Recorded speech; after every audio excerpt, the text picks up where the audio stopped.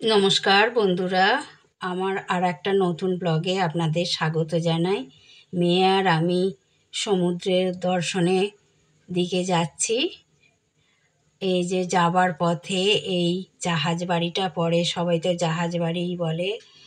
এটা হচ্ছে শঙ্করপুর দীঘা উন্নয়ন পর্ষদ থেকে পরিচালনা করে। এটা একটা প্রোগ্রাম হল, সরকারি প্রোগ্রামও অনেক সময় হয়ে থাকে। আর এখানে একটা থিয়েটার হল আছে, প্রোগ্রাম হয়। আর অনেক কফি স্টল আছে। দিনের বেলা বলে কিছু বোঝা যাচ্ছে না, রাতের বেলা অনেক লাইট টাইট জ্বলে। আর এই যে ডলফিনগুলো দেখা যাচ্ছে, এখানে অনেক ফোয়ারা লাগানো আছে, জল পড়ে। আর লাইটেরও অনেক রকম ব্যবস্থা আছে, কালার দৃশ্য হয়। যারা যারা গেছো তোমরা নিশ্চয়ই জানো, আর যারা যায়নি এইটা অবশ্যই দেখবে। এটা দেখার মতন জিনিস তৈরি হয়েছে দীঘাতে, এটা নিউ দীঘায়।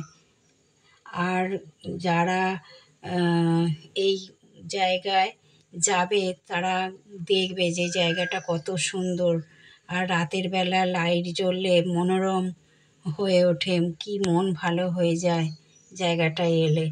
আর এখানে যে জল আছে, এখানে আমার মেয়ে বসেছিল, আমি বললাম জলটায় হাত দে, ও জলটা নিয়ে আমার দিকেই ছুঁড়ছে। আর কি বলবো। তারপরে আমরা সমুদ্রে পৌঁছে গেলাম, গিয়েই দেখি সমুদ্র উত্তাল, কেউ নামতে পারছে না, তাই সবাই মিলে এখানে বোল্ডারের ওপরে বসে আছে। আট থেকে আসি সবাই আনন্দ উপভোগ করছে। মেয়েকেও বললাম বোল্ডারের উপরে বস, কয়েকটা ছবি ভিডিও তুলে দিলাম। আর কি ভালো লাগছে, সবাই আনন্দ উপভোগ করছে আর দৌড়ে দৌড়ে পালাচ্ছে, অনেকে পড়েও যাচ্ছে। আসার পথে আমরা সমুদ্র থেকে ফেরার পথে দুই ভাই বাইক রাইডারের সাথে আসছে বলো তোমরা, তারা কি বলছে। মুর্শিদাবাদ বহরমপুর থেকে আসছি, দীঘা ট্যুর করেছি। আর রবিবার রাত্রে বেরিয়েছি। আচ্ছা, আর ব্যাক করছি আজকে। হ্যাঁ, কখন পৌঁছেছো এখানে? এখানে আমরা সকাল রাত্রি 11টায় বেরিয়ে সকাল 11টার মধ্যে ঢুকে গেছে। আচ্ছা, কেমন অনুভূতি হলো? খুব ভালো। আমাদের শুধু দীঘা না, এর আগে আমরা গিয়েছি নেপাল, সিকিম। আচ্ছা ঠিক আছে, আর এখানে এলাম। আচ্ছা আচ্ছা, তোমাদের আরও সঙ্গী আছে তো? আরও সঙ্গে গেছি। হ্যাঁ, এই তো থাকে, গ্রুপ থাকে, জানি। আমরা আজকে 8 জন এসেছি টোটাল। আচ্ছা, 8 জন এসছে।